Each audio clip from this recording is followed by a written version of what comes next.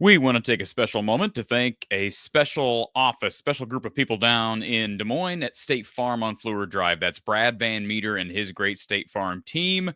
Give Brad a call first thing in the morning for an absolutely free quote on homeowners, renters, auto insurance, and the like. 515-256-6480. That's 515-256-6480. Or you can visit his website, bradvanmeter.com. That's bradvanmeter.com. He's located at 4229 Fleur Drive in Des Moines. We also want to share, if we can get our next slide up here, hopefully, maybe not. Let's see if we can get our next picture up there. There we go. Here's the RTI Threads official NIL division of their website. So this is where everybody's used to going to find the selection if you're looking for Josh Dix apparel, Jacob Gill apparel, Owen Freeman, Zach Lutmer, Peyton Sanford. I saw a post from Hawkeye Sports today with Zach Lutmer and some of the Iowa football players enjoying their winter, playing some dodgeball in the Iowa football facility. But how about this? Cooper DeJean, Super Bowl champion Cooper DeJean. His website still featured through RTI Threads. This is an RTI apparel merch line, official apparel merch line of OABCIG alum Cooper DeJean. If you click on men's clothing when you go to his store, you can find his Coop shirt. Yes, his Cooper DeJean shirt, pro shirt, Eagles style shirt right here. And you can customize with your size. Buy one for all your Cooper DeJean, Eagle, and Hawkeye fans out there. Again, the website is rtithreads.com/NIL. His homepage is cd3-store.1rti.com. All of those links, both of those links are in the description below. Again, shop Cooper DeJean, shop RTI Threads. We appreciate RTI Threads for being a part of our coverage right here from the Hawkeye of the Storm. So the Hawkeye men escape Piscataway with a victory and a big-time road win This team needed it, and I think that might be the understatement of the decade, at least of the season. We welcome none other than Coach Gary Close to our show. Gary, hello. Happiest man alive following his Eagles win on Sunday. Yeah, and a Hawkeye win today. Nice roll here. Well, first of all, let's talk about the Eagles. I mean, you've been able to watch 3 Eagles Super Bowl victories, right, in your lifetime. Am I correct in saying that? 2. 2. Do you watch 2? I'm sorry. You've seen them. They only have 2. They only have 2, and they've been in 4 in your lifetime, correct? 5. 5 in your okay. Well, I know Sunday was a good day for you. Yes. Were you popping champagne bottles? How do the Closes celebrate? I know you said it was going to be a smaller event. Yeah, we no champagne, but we definitely had a great time. It was relaxing. I thought it was going to be right down to the wire, and it was dang near over at halftime. It was over at halftime. I mean, I made the comment. We've seen big comebacks in that game. I think about Tom Brady leading the Patriots to a comeback over the Falcons some years ago, but it just felt different. That first half, as you would attest to, that Philly defensive front, and then you combine that with, when you get a score on defense, even Coach Patterson would attest to the fact that you have a great chance of winning a game if you can score a touchdown on defense. And credit to everybody but Cooper DeJean. What a moment for that young rookie who's oh my goodness already becoming part of Philadelphia lore. So there's no doubt about that. I've seen things on the internet where they show his interception from different levels, and some of them are just, there's nothing but the crowd noise, and it's unbelievable how that just erupted that place. Hawkeye fans watched him for several years in Kinnick and saw him make a number of amazing plays, not just off interceptions, but also off punt returns. One thing he's interesting about him, Gary, is he ran I think a 4.4 at the combine on his 40.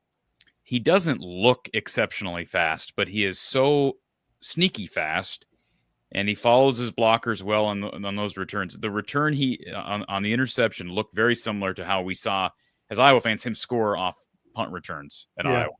Just kind of slithering his way to the end zone and almost in a nonchalant fashion. So it was just so cool to see, and I know his hometown and the whole state of Iowa was pulling for him, and obviously part of Wisconsin was pulling for him. No doubt. It was fun. Big road win for the Hawkeye men tonight, Gary. One that was desperately needed. They were 4-8 heading into this game, 0-5 on the road so far this season. I don't remember the last time we were in mid-February talking about an Iowa team that hadn't won a single road game. Obviously, it's huge. This is a Rutgers team that is not great, but they were in a very similar place to Iowa. To steal one on the road and to come back from double figures down. Just talk a little bit about the significance of this one. Well, they've been through so much, and then then Thelwell can't play, and you're on the road. You haven't won a game on the road all year, and a lot of people have written you off, and then Sanford gets bummed up a little bit with his ankle, and we had talked about it before. They played very hard in both the Purdue and Wisconsin games, and had chances to win both of those against two real good teams. So it gets frustrating, but you really got to tip your hat off to them for their character and how hard they outworked Rutgers. The score was tied with 8 minutes to go, and then it was just completely domination the last 8 minutes in terms of execution and effort and playing discipline and under control and smart, and so they deserve a lot of credit for that. That's a really neat win. It'll be a fun plane ride home. I don't think are they going home? I don't know. They play Maryland. Maybe the weather's bring in here. They have several days before they play Maryland, but they play Maryland on the road next. So that's why I was wondering if they're even going home. But no question. You can see the emotion. Fran was interviewed afterwards. He was emotional. Peyton Sandfort was obviously ecstatic.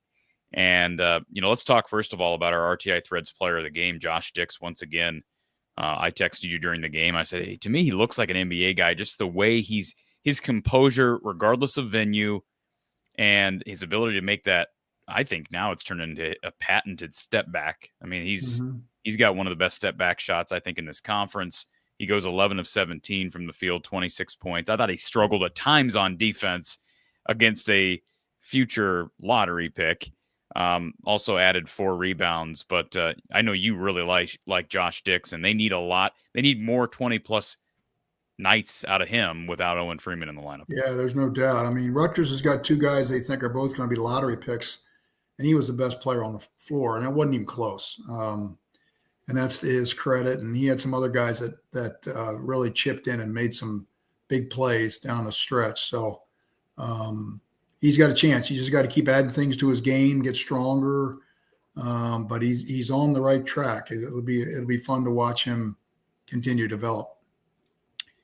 Price Sanford finished in double figures. Peyton Sanford finished in double figures, as did Brock Harding.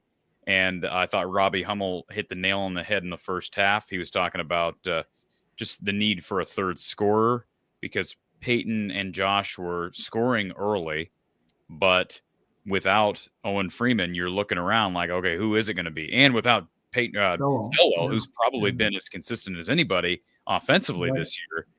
And, Brock's been struggling. He struggled early. And to his credit, he righted the ship. And hey, let's give a shout out to Laji Dembele, who's been struggling all year. And he scores 9, gets a couple of and ones, and makes a big hustle. The game's tied, and he got the and one offensive rebound to put him up 3, and they never trailed after that. That was a big play. That was a turning point in the game. I thought he really gave him some good minutes off the bench. And they need big minutes from everybody. I mean, it's just all hands on deck, especially at the 5, Gary, because it's not like they have an obvious option there. That's why we're seeing Bronze, we're seeing Mulvey, we're seeing Dembele. And it appears to me, I was thinking this during the second half, that it's apparent Fran has not, I think you have a couple different ways to go, and maybe it just came naturally to Coach McCaffrey because nobody has emerged. They're all kind of the same spot. But you have an option when your top guy goes down who logs, 35 minutes a game. Okay, are we going to bring somebody else in who's going to basically replace those minutes, or are we going to spread minutes out with everybody you have left? And that's kind of Fran's picked the latter with Dembele, Bronze, and Mulvey. It seems to be working. I mean, obviously they dominated the paint offensively. Yeah, they did. Yeah, in the paint. Talk about what you're seeing from the inside guys. Yeah, they're making progress. There's going to be setbacks. They're for the most part young and haven't had a lot of minutes. But I think you're right. I think it's going to be more by committee and go with the hot hand, things like that. And tonight, they outplayed the counterparts from Rutgers inside without question. So big reason why they won. Folks, if you want to call in and ask Coach Close a question or chime in, perhaps speculative on the next couple of weeks. Iowa's not out of the race for anything at this point. They're 5-8 in the conference. I made a pretty big statement here about a week and a half ago that I thought this team was done, and I stand by that. I think it's going to take a lot for them to climb out of it as it relates to the NCAA tournament, but it's not mathematically impossible. I think this coming Sunday is just huge, Gary, because that's a much better Maryland team than what we saw today at a Rutgers. Oh, yeah.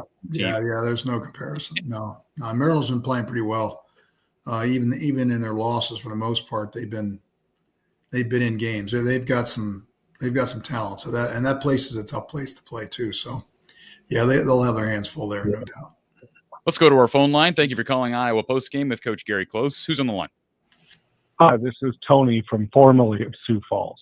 Hey, Tony. How you doing, buddy? Good. I just wanted to Iowa? call. Yeah. Enjoying the nice 9 inches of snow we got today. So that was a fun time. So this helps improve the mood. Just wanted to call and, say, let's see what we can do now. And who knows what can happen, or, we could go back to what we used to be, but this has got to be fun for the team. It's got to help improve morale. And you could tell they desperately needed something like this. Tony, is your firewall on your computer, does it block StreamYard once you're in Des Moines?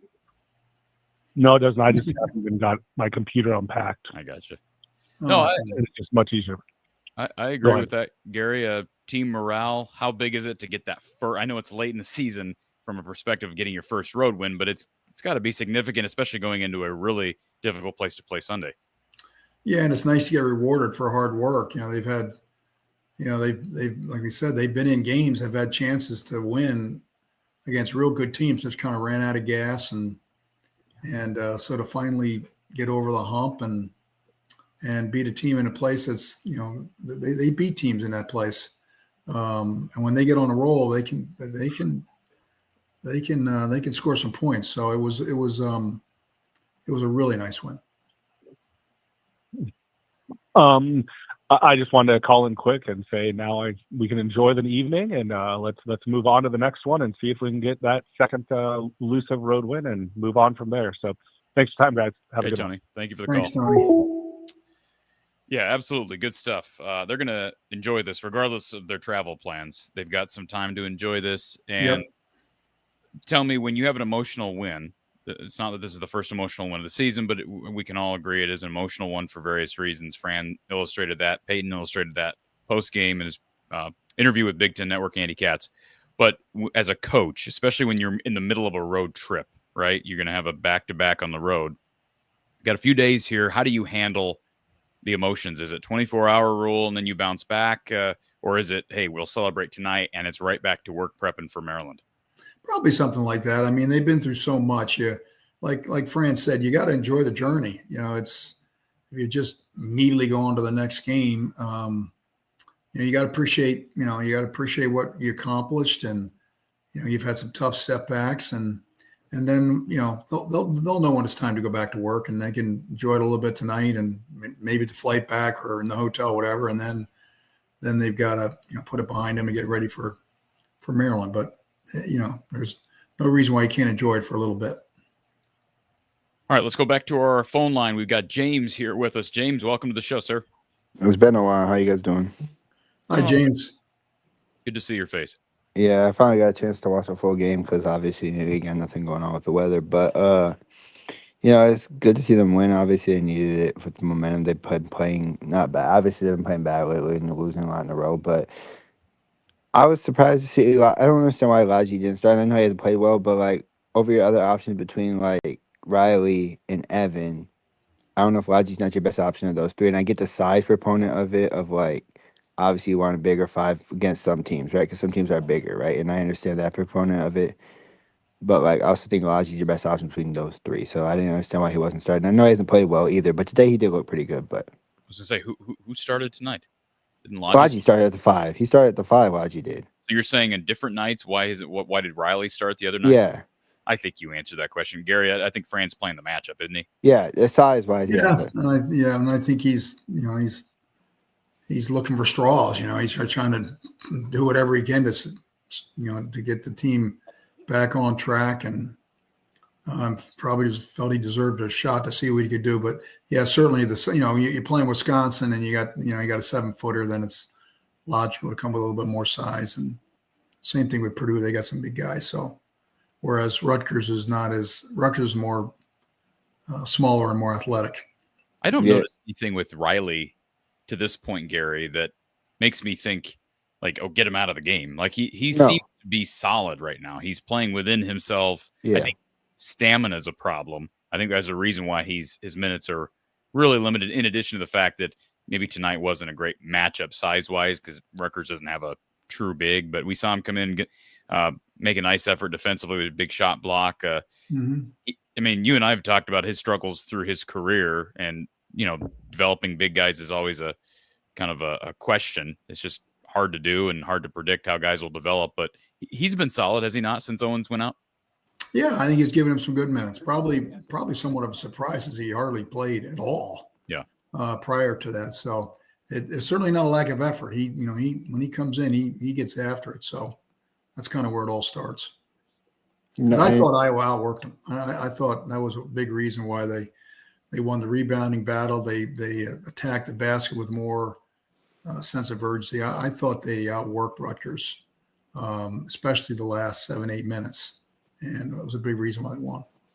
Yeah, and also you look at the rotation's kind of being weird. Obviously, because Carter kind of having to play because you have no real depth, and the fact that Drew's kind of hurt, and this whole team's kind of beat up right now, and it's a tough time. But it's just good to get the win when you beat up with Drew being out and Owen obviously being out for the rest of the year. It's a little bit tough, but he's gonna let that get you down, unfortunately. But one thing I want to say is Brock shooting the threes, right? Brock hitting a couple of threes kind of opened the game up too, because that's somebody you don't really. I think other teams don't game plan for hitting threes, right? Because he's not really the best 3-point shooter, right? So in your book, you're like, oh, well, if he hits him, you live with him, kind of like if you're Rutgers, right? Like if he hits him, you live with him if you're Rutgers, but you happen to hit him, and then that kind of, gives us more of an offensive firepower if he's hitting shots as well. I will say it was brought up rebounding. They didn't have a single player with more than 6 rebounds, and yet they out-rebounded Rutgers on the road. That tells me, Gary, everybody's attacking the glass, and effort. That's what you have to have, right? Everybody's got to be working hard. Yep. I mean, this isn't a good rebounding team before Owen Freeman went out. Right. And so to be able to do that, I know that Rutgers, I'm guessing they're probably toward the bottom without looking at the stats. I know they're toward the bottom points in the paint. I'm guessing they're lower quarter of the conference as it relates to rebounding margin, but so is Iowa. So to be able to go and do that on the road against a very athletic Rutgers team is impressive. Mm-hmm. Yeah, for sure. And it's a big win, obviously, but it's tough because, like, you need this win because you don't want to be one of the last 4, right? Like, obviously, one on a chance when you get to the tournament, but, like, it's also tough because you get a tough stretch with Maryland coming up. So it'll be interesting to see how the team plays and then how they respond in that game. I know that that's probably the focus from a lot of. To me, if they're fighting last weekend for being out of the bottom, what is it, bottom 4? Yeah, bottom 4. I don't want to say I don't care at that point, James, but no. Like, their chances of making a run in the Big Ten tournament as the 14 or the 13 seed is little to none anyways. And if they're that low in the conference, then they're going to have to probably win the Big Ten to make the big dance. Honestly, for me, I'm to a point as an Iowa person, all I really care about is success in the NCAA tournament. That's where I'm at, Gary. I'm not saying it's the right way to feel as a analyst or a fan or whatever, but to me, I'm looking at this next game against Maryland. If they can win it, then you get 2 in a row, really good win, might be your best win on the whole resume all year, top 25 win on the road. Then you get 2 more games at home, and all of a sudden you're staring at a possible 4-game winning streak if you can handle business against unranked teams at home. So, I mean, basketball's a game of runs. The season can be a game of, we saw the women turn a 5-game losing streak into a 6-game winning streak. There's still time for the men to do that, Gary. Yeah, until they say you can't play anymore. That's got to be at edge. And sometimes you just get over the hump. It can lead to even better things. So no, I think it's a big boost to their confidence. Yeah, and obviously I agree with you in that aspect of things too. But like, I don't know how to think about it. Obviously, you want probably more basketball for the younger guys too, but like, who knows what happens if you don't even make it? Who's going to be where next year? The portal and how everything works nowadays, right? So, but you want it for more playing time if you can get more playing time for some of those younger guys, right? Like Aji needs more reps, right? Like some guys need more reps, I feel like, and to get them more reps would be big in that aspect of things. But yep, more confidence all around. More playing time can breed more confidence. James, appreciate you being here, sir. Yep. And I know you're busy this time of year, but we'll talk to you hopefully after another win this weekend. Yep, sounds good. Thank you. Enjoying it. Yeah, James. All right, good stuff. Copper Stacker hoping today's game was a turning point. Like I say, there's still time. It's not. I said the other day, do they need to win out? I think you said, Gary, close. I think they can afford to maybe lose one more, but they got to get a good win on the resume, and that's got to either come Sunday, February 25th at Illinois, or March 6th against Michigan State. I think if you figure out a way, well, first of all, you're going to win one of those games if you win everyone but one anyway. So one, that's going to happen regardless. They've got time to turn this into a team that's got a tournament resume before the Big Ten tournament. So that's the positive. Amanda reminding everybody to get your RTI Threads merch. And yes, as I mentioned earlier, all of their merch is available, rtithreads.com/NIL. And certainly Josh Dix, Peyton Sanford were both huge today. And you can still support Owen Freeman as he enters an injury recovery phase. And also, if you want to get your Cooper DeJean apparel, you can do that, even though it's the week after Super Bowl week. We're still celebrating the Super Bowl with Cooper. Yes, we are. We'll celebrate for a little while longer, too. Gary's going to be celebrating it until next August? September. Yeah. Yeah. So, folks, check it out. cd3-store.1rti.com or click the link in the description for your authentic and official Cooper DeJean Eagles shirt. Let's go back to our call line. We've got Doug here with us. Doug, always a pleasure to see you. Yeah. Have many things. Just very happy for the players. I really liked Fran's emotions with Andy Katz. I wanted to break down the Big Ten tournament bracket. 10 plays 15 for the right to play 7. 11 plays 14 for the right to play 6. And 12, 13 play for the right to play 5. So only 15 teams make it. More than likely, one of the teams on Wednesday will be an NCAA tournament team. So, because they're predicting 8 or not. They're predicting 9 or 10. So there's a chance that a Wednesday team will be a tournament team. But I don't know if that made any sense what I said. But and then 8, 9 get a bye, but don't get a bye. They play each other. So, I'm curious. You're one of the biggest Hawkeye homers I know, Doug, and I respect you for that. Let me ask you where you stand on this, because I made the statement earlier that I'm to a point where I'm like, hey, they got to have success in the NCAAs for it to mean anything. And frankly, making the Big Ten tournament has never been anything to, be excited about, because up until this year, everybody made the Big Ten tournament, right? So it's almost a weird thing to celebrate. Like, oh, they clinched a spot in the Big Ten tournament. I understand why it's not a given. The reason why it matters is your competitor. It doesn't say franchise. People think, well, if he makes the NIT, the NCAA tournament's the only thing that matters as far as his job performance and evaluation. But those are things I would rather get those things than not get them. I would rather win out. My dad always makes this joke on our way home after a loss. Well, if they win out, they'll be national champions. So, let me ask you this. Let me ask you this, Doug, because we're knee-jerk people, right? Basketball fans are knee-jerk, sports fans in general. If they turn this around, okay, let's just say for the sake of this argument, they turn this around, they win maybe like how many games they have left, Doug? You probably know. Is it 7? 7. So they have 7 games. Let's say they go 5-2 down the stretch, win a pair of games in the Big Ten tournament, and narrowly miss out on the. No, that would probably get them in. 20 wins would get them in. 20 wins would get them in. You think you're saying if you had 5 more wins, we put them at 19, 2 wins in the NCAA in the Big Ten tournament, that'd be 21 wins. That team's in. Okay, so they would be. Let me just. So I'm on. That'd be 10-10 in the conference. You think 10-10 in the conference? 20 wins would get any team in the Big Ten. Wins in the Big Ten tournament would be against who? If they're 10-10, they're probably playing who in the first round? Like a Rutgers or a. Might be Rutgers. Second game will be against somebody decent.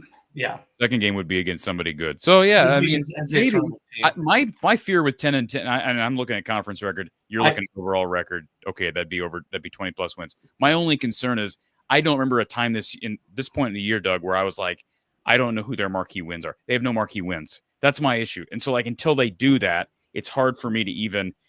Now, if they go 5-2 and they go 2 of 3 against those 3 good opponents, but they lose 2 of those 3, I just don't know they have enough marquee wins. Do 2 marquee wins get you to the tournament? I don't know about that. Well, if they again, let's just see what they do against Maryland and against the 2 teams from the Northwest. And you want to win every game possible. They showed a lot of heart today. I was complaining about Logi, and I was just so happy. These guys are still playing, and a lot of people said they quit or different things, and I just was really, really happy with the game. We went to the Wisconsin game, and happy with the crowd. I was shocked that there was as many fans there as there was. Nothing probably will save or change anyone's opinion as far as Fran's job, or outside of him, I don't think anything will change. There's a group of people that believe Fran is not going. Fran won't rebuild us into anything. It hasn't took us to a Sweet 16. Yeah, but if they make let me not interrupt. They make the Sweet 16. They made the Sweet 16 this year. Combine that with how these next 2 recruiting classes look, whether that's the right way to evaluate him or not. That will quiet a lot of people, Doug. Gary, real quick, your team, your staff that got ousted during the year that you guys made the run in the tournament was the last team to make it to the second weekend of the NCAA tournament. So my question to you is exactly what we were just talking about with Doug. If they make the second weekend, is that enough to hush people? I'm not asking you whether you think Fran should be fired, but I'm saying, do you think that's enough to quiet the naysayers about with Fran McCaffery? It should. It should. Coach is right, but there is another issue here that you at some point Fran's gonna be out of here. And the problem with Coach's staff back in the 90s and Tom Davis was you either have to give him an extension or at some point he becomes a lame duck coach because he's only here through 28. So he might. And again, I told you earlier, you earn what you get, but does he earn an extension for doing that? Well, where's his contract? When is his contract? 28. 28. What is this thing, Gary? You've been in the coaching stratosphere. Why do you have to give out 5-6 year extensions? Why is it you can't just say, okay, we'll extend you 2 years? Is that not? Well, in the past, I mean, it changed a little bit with NIL. In the past, it was for recruiting that you're recruiting a freshman. I've got a contract through your entire career. Whereas if it's 1 or 2, you may not be here my junior and senior year. I'm going to go somewhere else. So that's pretty much the reason why. But another thing, I don't know if Corey, what happened that year was probably that was the best. 99 was also the best Iowa high school recruiting class probably ever. 3 of those guys were drafted in 2002, being Heinrich, Nick Collison, and Kyle Korver. And Iowa didn't make a play because they have a lame duck coach. Because Coach Close can't go out and – I mean, did you recruit Nick Collison at all? Coach? We had Nick Collison. You had Nick Collison. Deal. Yeah. And see, they had Nick Collison. Real quick, hold on. Now, there's got to be a story behind that. Tell us the story about Nick Well, I shouldn't say that. We were in real good shape. I'll put it that way. And then as soon as Dave was his high school coach. As soon as they found out we weren't coming back, they were done. They were moving on. I don't want that. I think if we'd have gotten Collison, we probably would have gotten Heinrich because they were buddies. Yep. When you say they were done, you're talking about his family, his group, his okay. They didn't know who the coach was, so why would they commit to Tom Davis? I understand. I totally get it. I just don't want that to happen again. If we lose recruits just based on that we can't recruit, that was what's even more dumber about the decision with Coach and Coach Close and what happened with them was it just put it where we lost a recruiting class. So any chance that we had to build a program went away. And at some point, either you have to let go of Fran or you have to make a commitment to Fran. However, I wonder I don't know what the data or the evidence would suggest across the country, Gary, but you alluded to NIL. I also wonder with the transfer portal, which goes hand in hand with naming too. I wonder if the transfer portal potentially influences administrators where they don't have to extend coaches as far because you're not recruiting as many 4 to 5 year guys. You're recruiting more 1 to 3 year guys. That'll be interesting to see. It's always been usually a revolving 5-year deal. Did you see Gard's comments, Coach Close? No. About that and you guys can look up Coach Gard up at Wisconsin said he is right now re-recruiting 2 of his players to stay for next year. That was what he was quoted saying. That was open in an article I read. So I just find that to be, I don't want to speculate which 2 players, but I guess they're having conversations about NIL deals and stuff like that. And I would think that would be a distraction during the season. Hey, what are you going to give me next year? Well, I'm guessing everybody, if he's dealing with it there, everybody's dealing with it. Everybody, yeah. You can't even, there's probably no sense in even bringing it up. That's just the sign of the times. You don't like it, then you do what some of these great coaches have done. Is I've had enough. I'm not doing it anymore. Not you figure out a way. Jay Wright, Larinaga just got on the list. All these guys that have left. Yeah. And I'm going to finish with this. Let's just enjoy this win. I'm taking a trip in a few weeks, so I don't know how many of these post games I can do, but I'll try while I'm in Florida to. Well, yeah, if you're in Florida, that's no excuse. Oh, I'm going to try to try to watch these games. It's not an excuse for Gary when he goes down south. It's unbelievable. He schedules his trips just to get out of this show. Did you know that, Doug? Somebody told me that.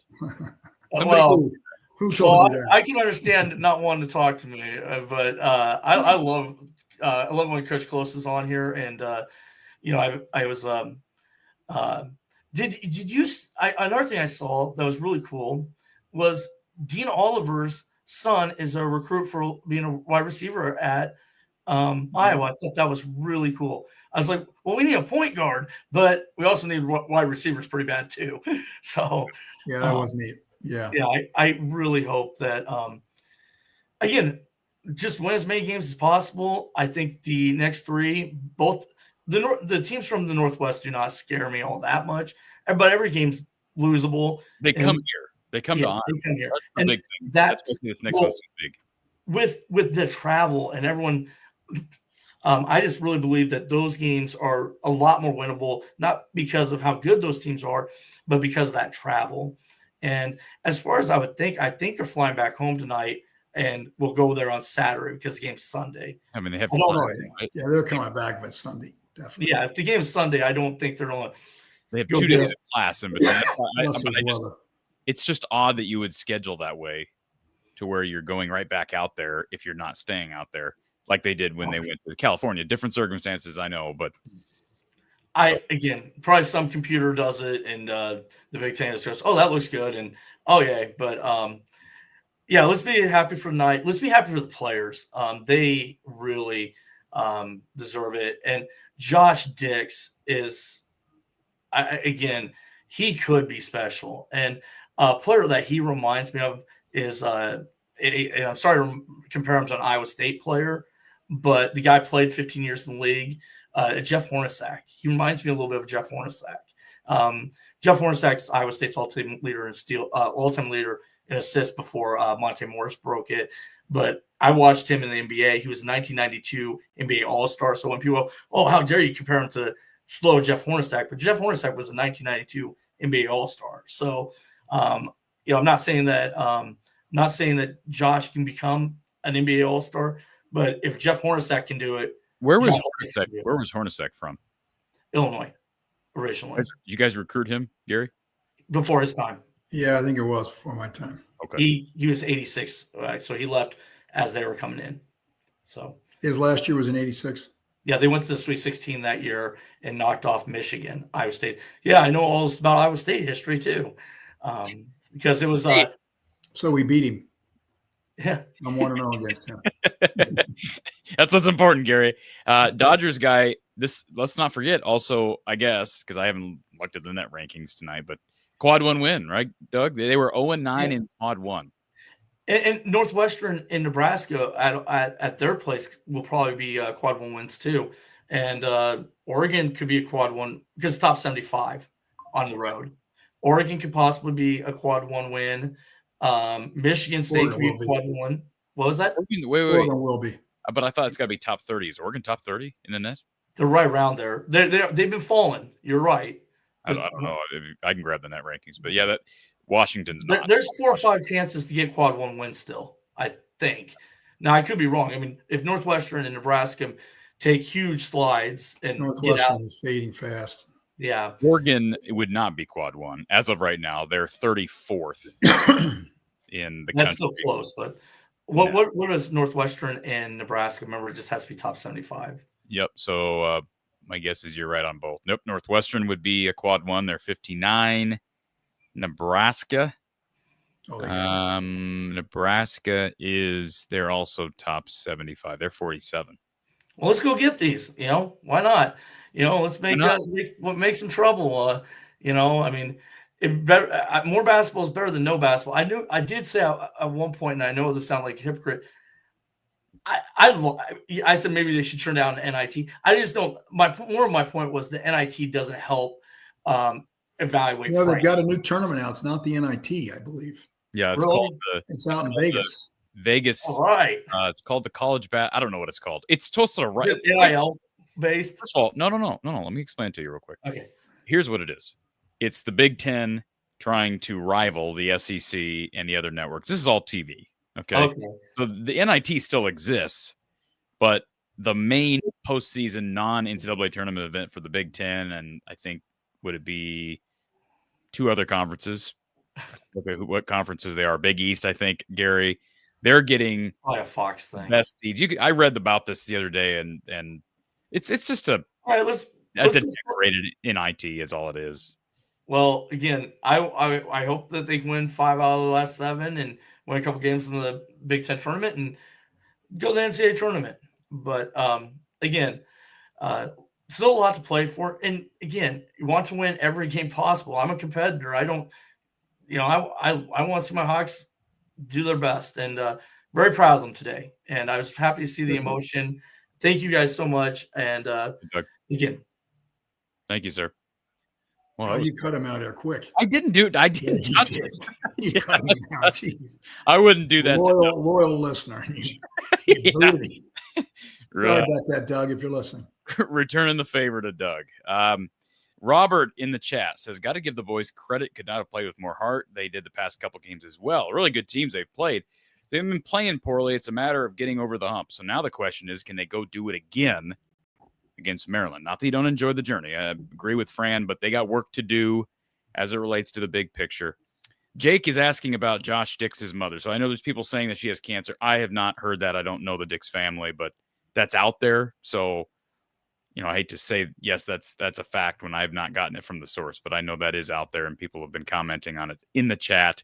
And a couple things here. Lemansky with the super chat. Thank you, Lemansky. He says, I will say it again, Dix is our best player, can get his shot off a screen, and is a good defender. Although he struggled on the ball at times tonight, Gary, right?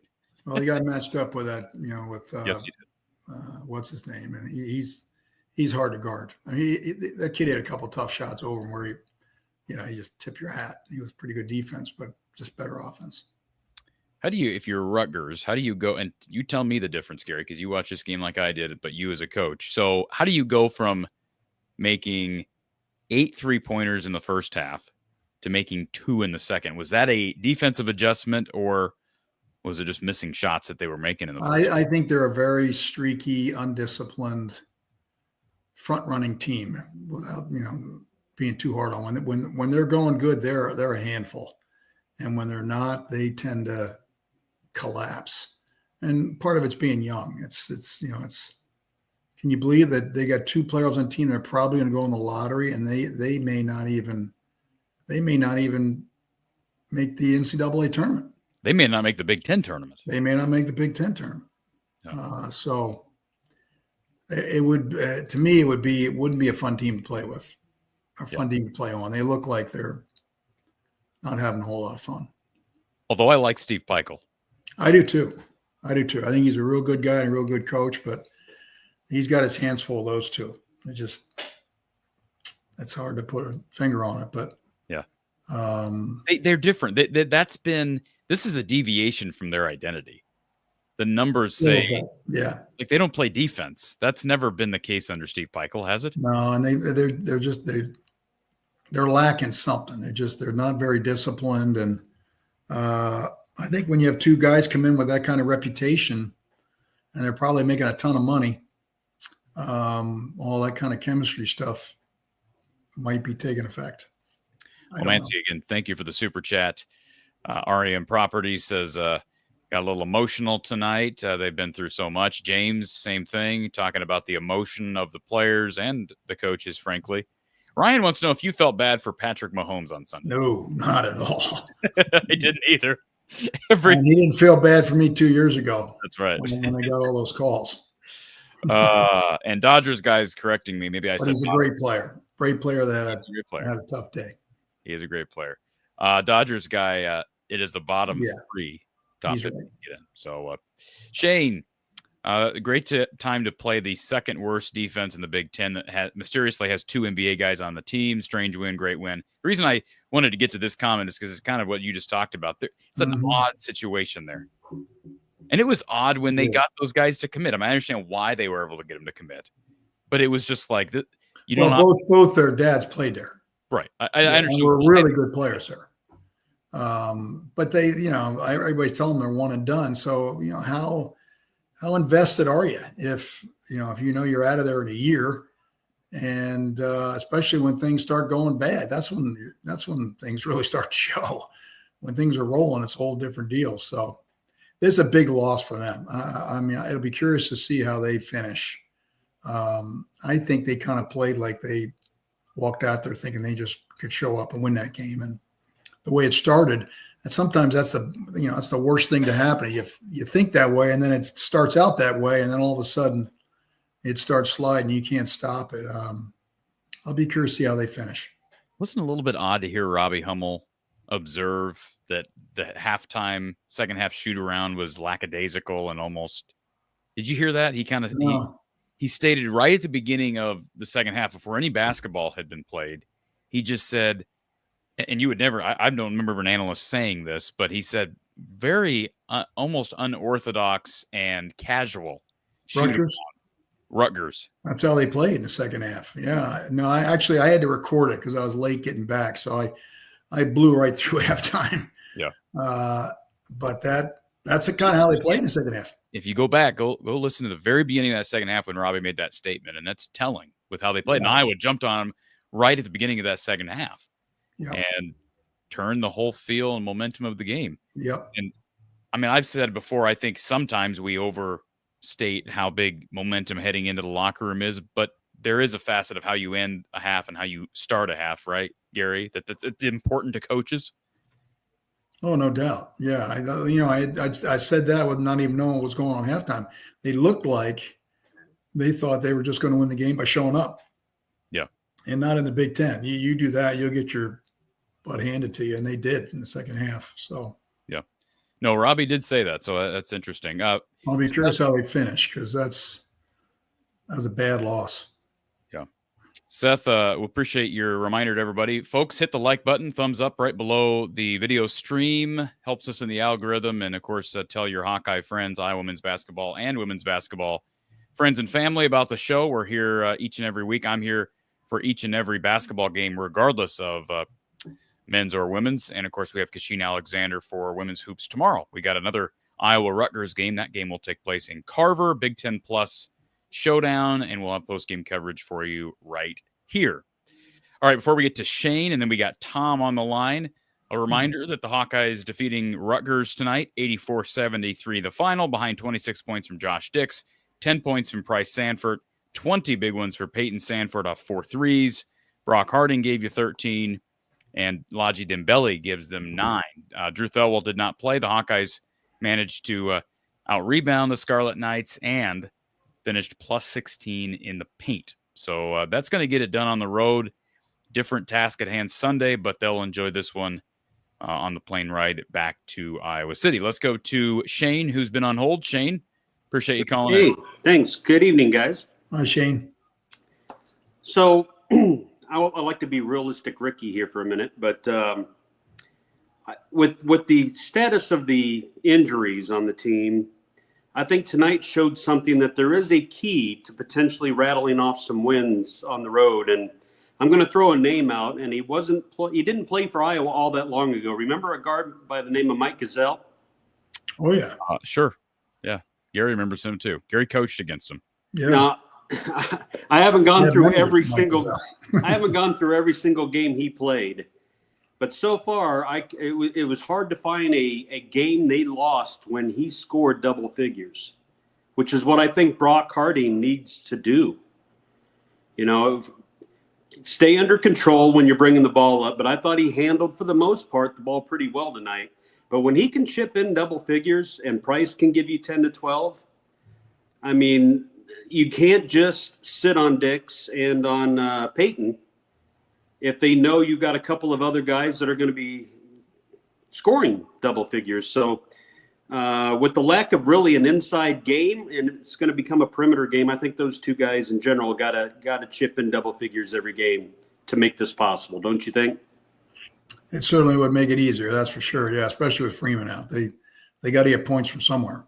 Yep. I agree. And then I got to get, I know your player, the RTA player Threads player of the game definitely deserves to go to Josh. But I thought the RTI player of the game, if there was one for a 5-minute stretch, definitely would go to Dembele. Yeah, I thought about it, Shane. There was a moment where I'd like, man, it's a big moment in this game. I just couldn't get over what Josh did early and then closed things out there at the end as well. But no, I agree. There was a critical stretch, Gary, where he had 2 and 1s. Yep. And then called that timeout where he rolls with the ball over. And just those are hustle plays, especially for a guy if your shot's struggling. And I really thought that was a pretty nifty shot fake from the mid-range that I don't know who bid on it. But, shot fake looked real and drove to the basket and drew the foul. So it's maybe your shots, maybe, you're struggling offensively, get to the rim, Gary, right, and make hustle plays on the opposite end. Yeah, no, I agree. And I know it's part of the game. I got one more point and then a question in case you know, because I can't figure out something about the Big Ten tournament all of a sudden. But, okay.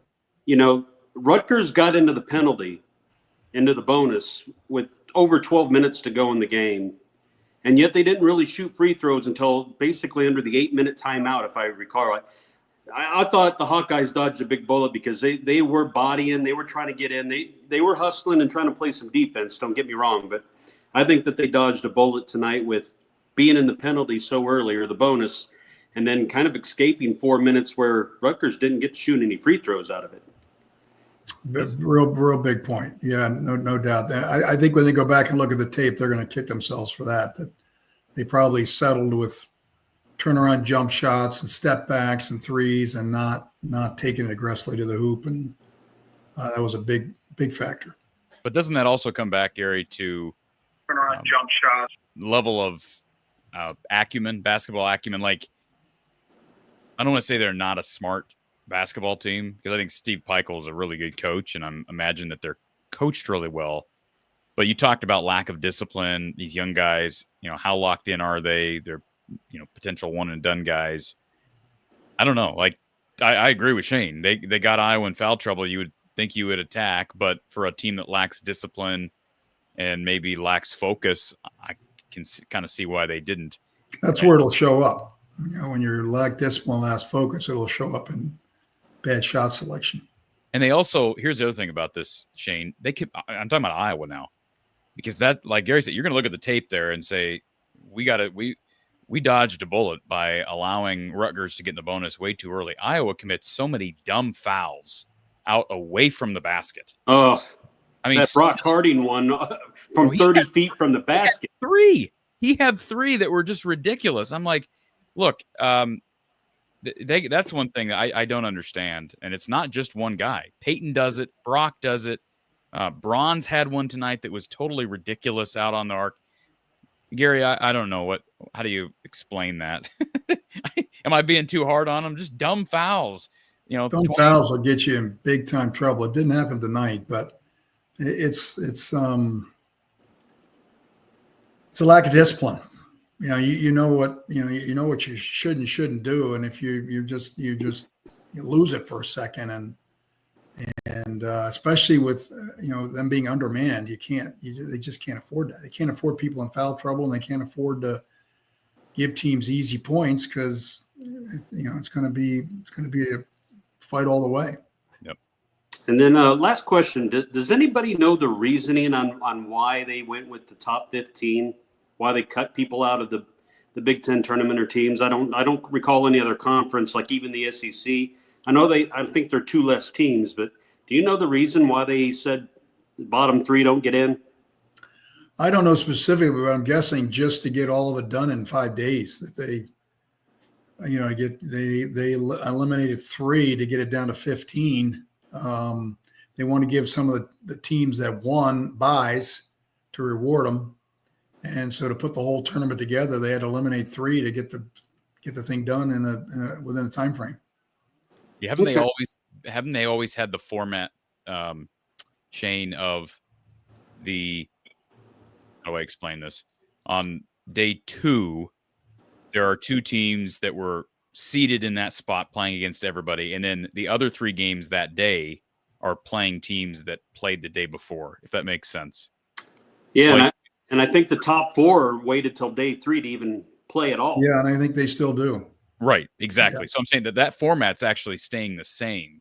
They're just adjusting with the expansion. Now, why they figure to keep that format, maybe what Gary says the case. They just want to limit the amount of basketball being played. And they don't want their top players playing 4 games because then also, why are you making? I mean, the Big Ten's already been scrutinized for playing Sunday, right? No, so exactly. it's like, why are we playing more games? Right. I got you. That was it. Shane, all right, gentlemen, thank you very much. Appreciate it. Thanks for the call. All right, we've got, I believe, 2 callers left, and let's see. Amanda says, fun story. She was making snacks in the kitchen. The TV that was streaming was like a minute behind when Cooper DeJean had his pick 6. My husband checked on me because he was confused that I was not yelling. Yeah, I will admit I got up out of my couch and shouted a few times when I saw the 33 on the back of his jersey. So great play. Good stuff.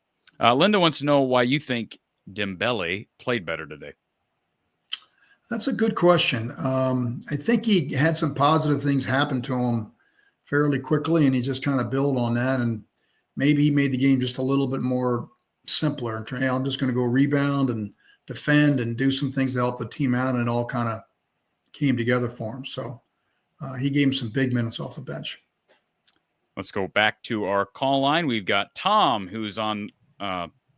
Tom, what are you driving? Are you in a spaceship? Are you driving? What this is Yeah. not safe. I think he's plowing his field. Are you? You don't want to know what I'm doing. What are you doing on February? Plowing his driveway. Hauling shit. You. All right, Tom. What you got for us, sir? Well, Corey, this was a surprise tonight. I didn't expect this. Yeah. Was this an upset? I didn't expect you to call in hauling manure, so we're both surprised. Well, I got in earlier because you told me that I'm always the last one. Well, so I got on Streamline. You're almost the last one. I'm getting dizzy watching it. I'm gonna get sick. Your head. So yeah. You look like you should be in the back of a window. So he looks like he's on a bucking Bronco. Yeah. Well, hey, no, was this an upset tonight? Were we favored? No, I don't think they were favored. No way. Iowa wasn't favored. I don't know what the line was, but no way. Okay. It was probably relatively close, but no, I don't think they could have been favored. Rutgers had a better conference record. I can tell you that. Yeah. Playing at home. I'm impressed. I didn't expect it. They look good. Look decent, you know? Yeah, I didn't either. You I know, didn't expect them to go win. Freeman's out, you know? I mean, so no. Hey, Gary, do you remember a fellow when you were at Iowa by the name of Brad Benson? Oh, yeah, Burger. Do you remember? What did you on call him? Burger. What do you? He loves hamburgers. We call him Burger. Okay. He's my loan officer. And he's still on the table.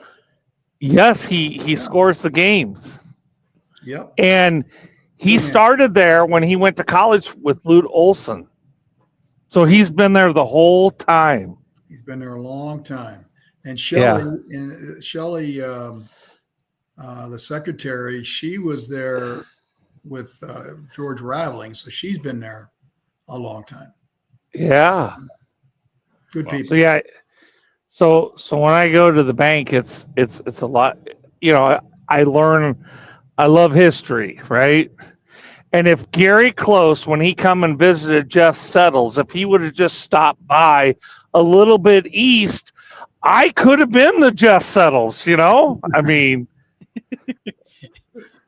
Well, you both ended up doing this. You both ended up doing the same thing. I wouldn't have gone to Iowa anyway. But anyway, all right. That's all right. Well, so anyway, but yeah, so yeah, when I go visit Brad, we talk about the Hawks. So yeah, he's still on. He still scores the games, and yeah, he's a good dude. Very good. And we actually, because he was full time when he was with you guys, with Tom. Yep. Right. Yep. Oh yeah. And so yeah, he gets to tell me, you know, he'll tell me stories, from Tom Davis, and I think he goes out for lunch at least once a year with Tom. They've got a little group that gets together. I think more frequent than that. Yeah. It's And dwindled, unfortunately, but they still get together. And it's unfortunate that Corey can't remember them days. No. back then, but I can go back and watch. I can go find them on YouTube and watch. I mean, Gary, Corey, I sent him a text one night. He was talking about how great Caitlin was, and she's a one and phenomenon. Gary, when I was a young man, just a few years ago, the fella from Kansas in '88, what's his name? Was it Manning? Danny Manning. Danny Manning. If he come to Ames, Iowa, yes, but I wanted to go watch him. Do you understand? I was in high school. He was the Caitlin Clark in my era. He was pretty good, yeah. And he took that team to a national championship with not much around him. Yeah, he was a real good player. We played him in the Maui tournament and beat him. Yeah, beat him in the semifinals. I remember that game. Larry Brown was the coach. Yes. So, anyway, right, Corey, I'm going to ring you off later. Appreciate it. Be safe. Don't fall in. That's a first. Yeah. We got somebody hauling manure on our show. That may not happen again. Cyhawk C Money says, Coach, does trending up late with wins, is it a benefit when it comes to selection for the tournament? Definitely. It is. So the community likes that. They're going to look at how you're playing lately, not just your resume as a whole. Especially if it's, they're figuring out a couple teams together. If one's finishing stronger than the other, they could get the benefit of the doubt. Makes sense. Again, Iowa's got time to put together a run here. It's not over till it's over. Or this could be a blip on the radar and they go right back to their losing ways. So we'll see. We gotta just wait to see what happens. They're challenged with the injuries and everything else. But enjoy this one. To me, it doesn't look like a big vibe. They've been a night. I got to give Fran credit because he's obviously coaching well enough. I don't know that it doesn't seem like this big gaping hole with Owen out. To me, no, they've been very competitive. They've been very competitive. The first two games were Purdue and Iowa. Those were the first two games he was out. Purdue and Wisconsin. Yeah. Or Wisconsin, I mean, yeah. So they're 1-2. And they've been competitive in all three. So that's a credit. That's a credit to Fran and the staff.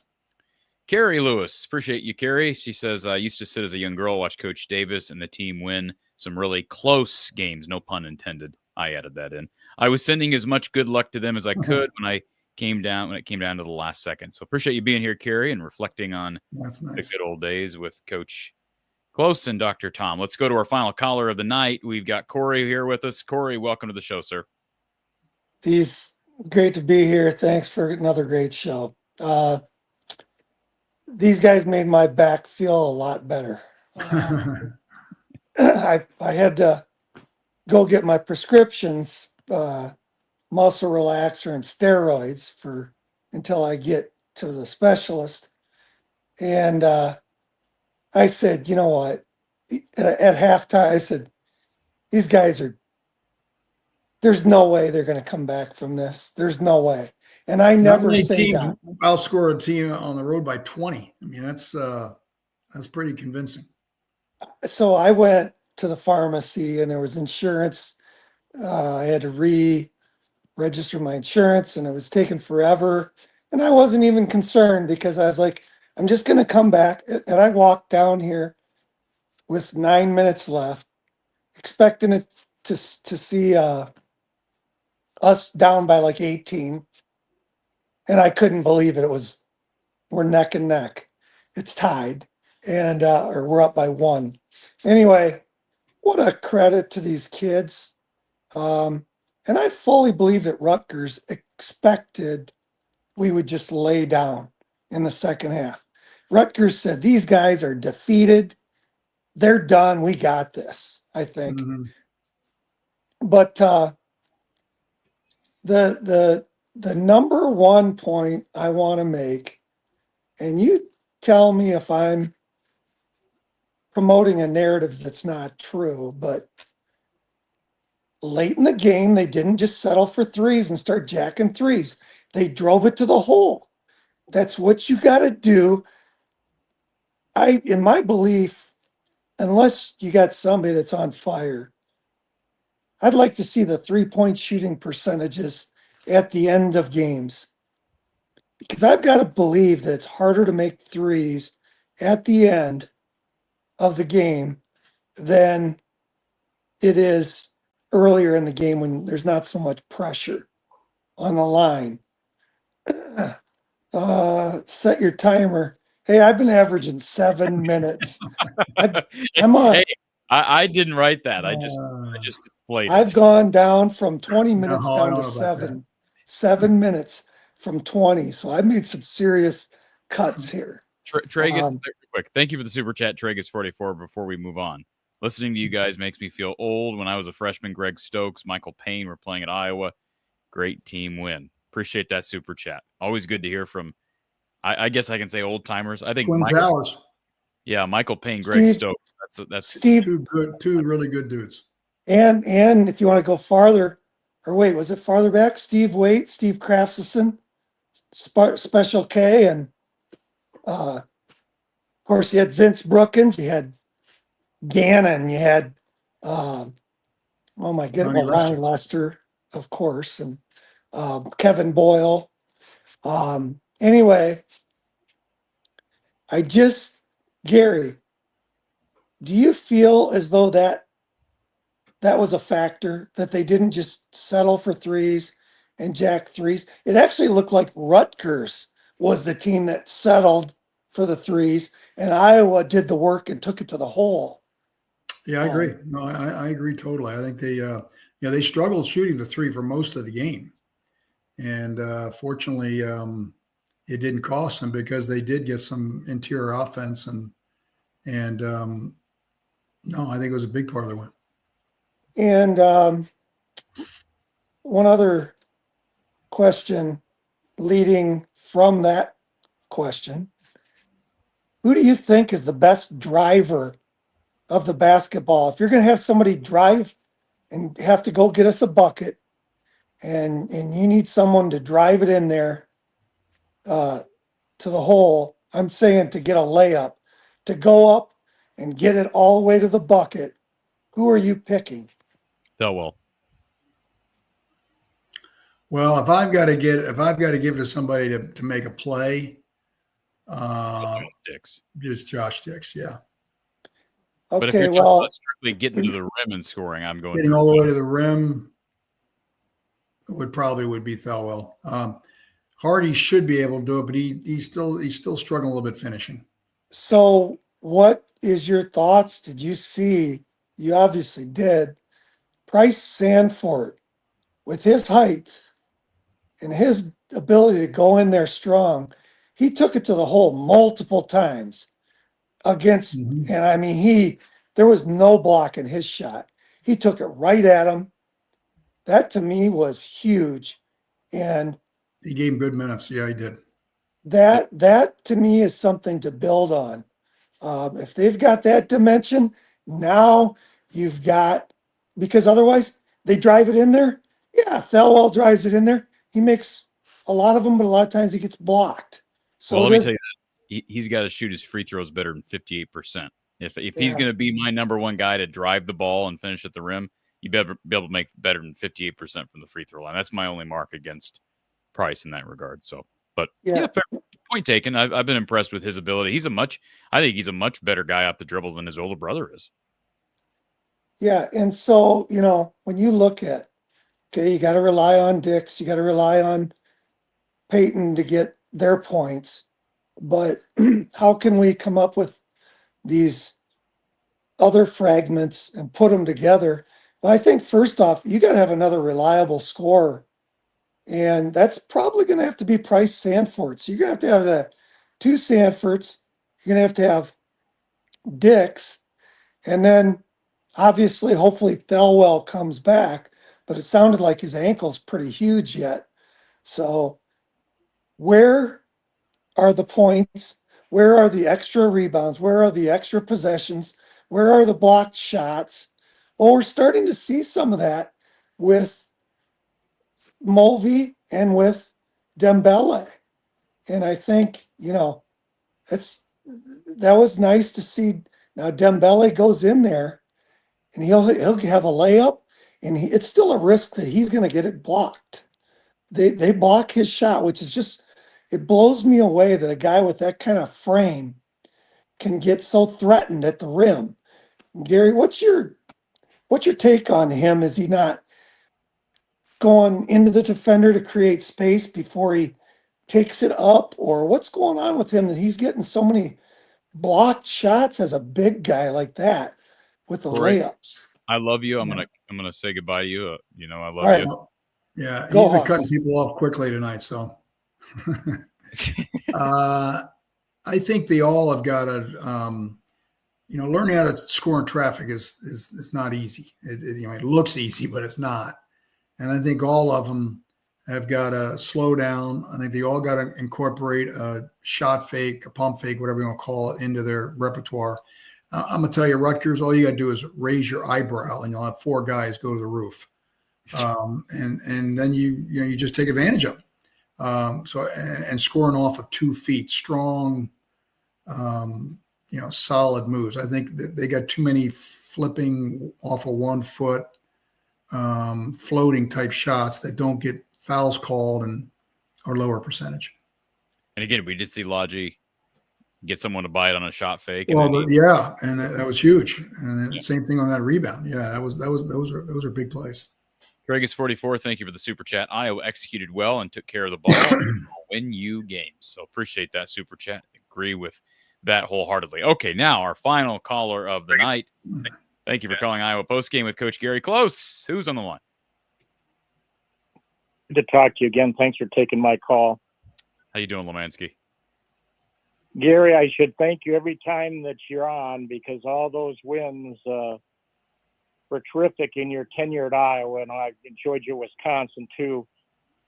Tell me, you must have had opportunities. Tell me why you hitched your ride to Tom Davis for so many years. What did you see in Dr. Tom that said, I got it pretty damn good? Yeah, that's a real good question. Well, it was interesting. I was watching his Boston College team play, probably would have been about 80, 81, 82, and they made a great run through the tournament, and pressure defense, and they were kind of the darlings of the tournament. I think they got to the Sweet 16, they even got to the Elite 8. They had a kid by the name of John Bagley and Michael Adams, and I said, boy, that would be a fun system to coach in. And then he went to Stanford, and to make a long story short, I worked their camp, and fortunately, with right place, right time, got onto the staff, and I just very appreciative of what a phenomenal coach he was, and a good person, and I loved my time at Iowa. It was a blast, and wished it could have lasted a little bit longer, but those things happen. But just he was a great teacher. Loved how he treated people, and I learned a lot. And even when I coached, whether it was high school or AAU or stuff like that, and even some things we did at Stanford or at Wisconsin, came back to what I learned coaching with him. So really, really good man, and a great coach, and a phenomenal teacher. Bruce Pearl's got Auburn rolling, Gary. Whoa, they are loaded. What makes Bruce special? Guys like playing for him. They play hard. I think everywhere he's gone, his players like playing for him, and they just get after it. And I think they got a chance to win the whole thing. They play a phenomenal defense. They got a lot of people that can score. They're very athletic. They're deep. They're physical. That league is unbelievable. They've only lost 1 game in that league, which is hard to find. I think they got 10 teams ranked. Somebody said, it might have been Jay Billis, said it's going to be harder to win the SEC tournament than is the national tournament because of how strong that league is, and Bruce's team's at the top. So he's a really, really, really good coach and a good friend. Lastly, I really, as per younger player, I really like Aaliyah Guyton. Big fan of hers, just her athletic ability. I see a lot in Price Sanford as a younger player. How do you evaluate Price Sanford for the future? Are you as high on him as I am? I mean, the Iowa program always needs great Iowa players. And, you can go back to Bobby Hansen and Steve Krafsison and others. Do you see what I see in Price, or am I an amateur? No, I think he's got a chance. He's got a lot of intangibles that, it's like any player. It's a question of how much can he develop, how quickly can he develop, how hard a worker he is. But he's got the makings of being a really good player. It'll be interesting to see how quickly he can develop, because they need him. They need him now. And sometimes things like this bring out skill in players that weren't there because they didn't really have to be. Now they do. So we'll see. They need him. They need him down the stretch here to chip in with the injuries they have. Appreciate your time, fellas. You have a great night. Thanks, Lemansky. You too. Appreciate the call, Lemansky. All right, Amanda, thank you for reminding everybody. RTI Threads, get your merchandise, including your Cooper DeJean Super Bowl Eagle shirt. The Coop shirt still on sale over at rtithreads.com. I may have to check that out. You need to check it out, Gary. cd3-store.1rti. Oh, that's too long. I can't remember all that. Click the link in the description. Your wife will help you, Gary. Lord, you're going to have to text me that. I can't. I'll text it to you. All right. Folks, you can also shop the official merchandise of a bunch of other Hawkeyes, including Josh Dix, who's our RTI Threads player of the game, 26 points on 17 tries, made 11 of them, 4 rebounds for the do-it-all guard from Council Bluffs. The Hawkeyes will be back in action on Sunday. They'll take on the Maryland Terrapins, 4 p.m. Central Time on FS1. Gary, give me some quick-hitting keys to take down a somewhat surging Maryland group. They're a real nice team. They've had some really good wins. I think they got to get off to a good start. That's not an easy place to play. And then hopefully they can keep it within striking distance like they did tonight. And then they make some plays down the stretch and upset them. So, but I think getting off to a good start is going to be important. They don't want to be down 10 or 15 to that team, because that team's deeper and more talented than Rutgers. The Hawkeyes shoot 51% on the road, make 7 threes, and 9 of their 10 free throws. That's an underrated stat of the day, Gary, because this is a team in Iowa that has struggled making foul shots. They did not struggle tonight. Everybody really good. Peyton Sanford, 2 of 2. Brock Harding, 2 of 2. Dix was 2 of 2. Price was 2 of 2. Lodgy made a free throw on just 2 attempts. And Iowa finds a way to out-rebound the Scarlet Knights and out-battle them inside in the paint. They were also +8 on the fast break. Rutgers' bench did a lot better work than Iowa, but Iowa was just not as deep as they were because they're down 2 of their 3 or 4 best players right now, Thelwell, Freeman. We'll see if they can get Thelwell back on Sunday. They need him back, Gary. I mean, they're better players. No doubt. So to win this game without him is huge. Gary, it was a pleasure. You bet. Up to good fight, and hopefully we're talking about a win here soon. That would be awesome. You bet. All right, folks. Coach Gary Close. I'm Corey Bratta from the Hawkeye of the Storm. We will talk to you tomorrow, myself and Kasheen Alexander, following the Hawks and the Knights.